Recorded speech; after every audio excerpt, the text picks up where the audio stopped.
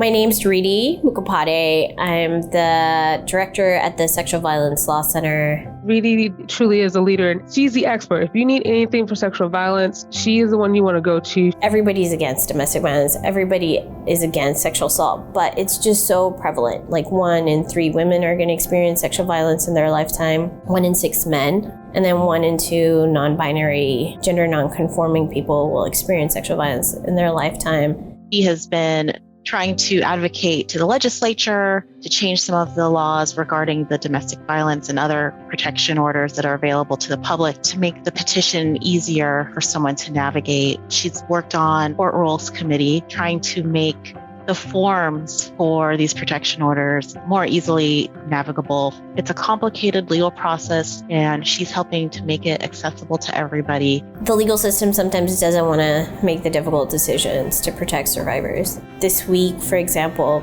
a close friend of mine lost his sister to domestic violence. Her ex killed her in front of their kids. What so often our clients are experiencing is a lack of respect when they have to navigate the legal system.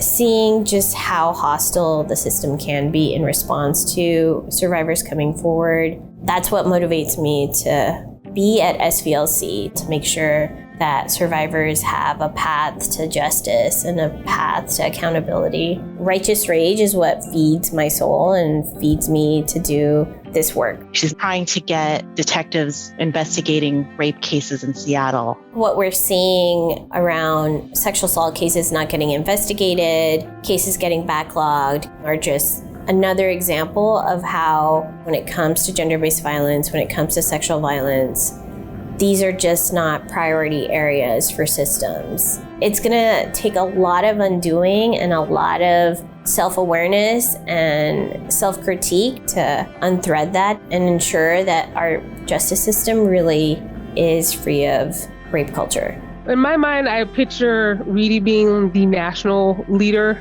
of anything regarding sexual violence. I think if she can get into every ear of every leader in the country, the way the work is done would really change. One of the things I love about SVLC is we take a multifaceted approach on reform and holding systems accountable. We've been working with the Washington State's Criminal Justice Training Center to train detectives on how to be trauma-informed when it comes to investigating sexual assault cases. We've worked on engaging with technology platforms through our technology-enabled course of control initiative to ensure that survivors who are experiencing tech-based abuse have a more responsive system. We're providing trainings and supporting attorneys so that they can work in more trauma-informed ways with vulnerable populations, and working on policy and legislation so that the laws are more responsive to survivor needs. To describe Riddhi, I would say she's a powerhouse, compassionate, and fierce. Riddhi is like the rallying cheerleader who's going to pump everyone up like, yes, let's do this now. Let's get it together, guys.